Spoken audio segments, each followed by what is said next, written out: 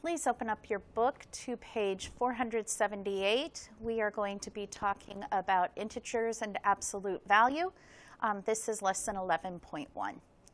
Today's purpose is to use positive and negative numbers to describe speed and velocity of an object so you can apply this skill to real-world situations.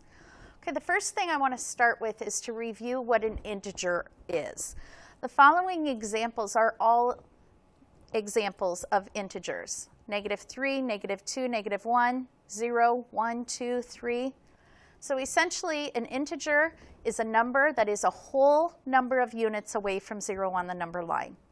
Note that fractions and decimals are not integers.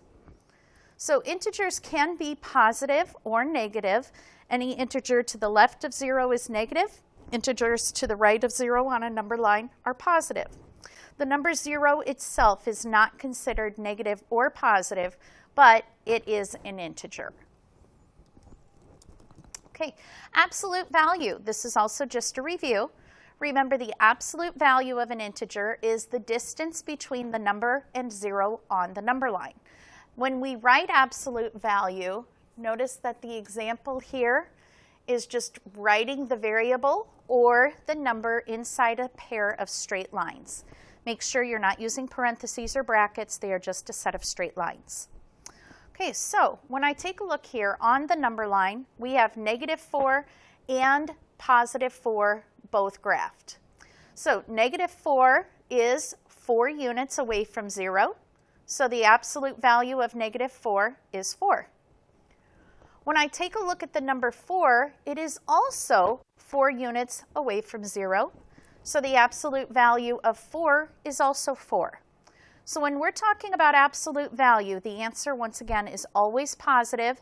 And you can start with a negative or positive number, but when you answer the question, what is the absolute value, the answer is always positive.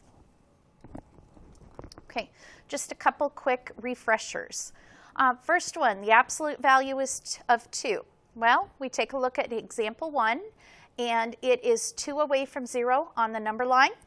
So the absolute value of 2 is 2. Number line for example 2, the number is -3. When you graph -3, it is 3 spaces away from 3. So the absolute value of -3 is also 3. Okay, now let's talk about comparing values. In this example 3, we are to compare 1 and the opposite value of -4. So when we graph these on the number line, obviously it's easy to graph 1. It's right here. Now when I have to graph the absolute value of -4, that is actually going to equal 4. So I put it here on the number line. Then when I take a look at my two numbers, +4 is to the right of 1, so the absolute value of -4 is greater. So if I were to substitute less than or greater than, I would say my answer would be 1 is less than the absolute value of -4. Okay, now in today's lesson, as I talk to you, you are going to be talking about speed and velocity. Okay, I want to specify the difference before you begin your lesson. Speed is going to tell how fast an object is moving, but it is not going to tell the direction.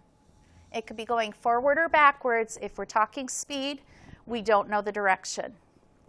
Velocity, however, tells how fast an object is moving, and it also tells the direction. So whether it's forward or backwards or up or down, it specifies. So if velocity is positive, the object's moving up. If velocity is negative, the object is moving down. You will need this information for today's lesson.